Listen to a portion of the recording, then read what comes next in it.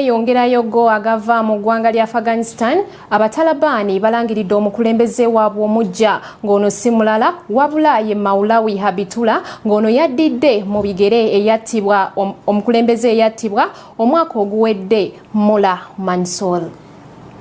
Abatalibani mu Afghanistan bavuddeyo ne balangiriranga Maulawi Hibatullah bwagenda okubeera omukulembeze waabwe Omuggya oluvannyuma lwe yali abakulembera Mula Mansour okuttibwa ennyonyi za Amerika ennwanyi. Omwaka oguwedde Amerika yamiza omusu w'omukulembeze w'Abatalibani Mula Mansour bwe balemererwa okukkiriziganya mu nteeseganya ez'eddembe. Abatalibani ne basalawo okwongera obulumbaganyi mu Afghanistan. Omukulembeze ono Omuggya Maulawi Hibatullah yali ku kakiiko akaali kakuuma akatundu kaabwe era nga ye yali amyuka Mula Mansour eyattibwa. Obukulembeze bwa Hibatullah bwakiriziganyiziddwako akakiiko akasukkulumu akafuga akabinja k'Abatalibani mu Afghanistan.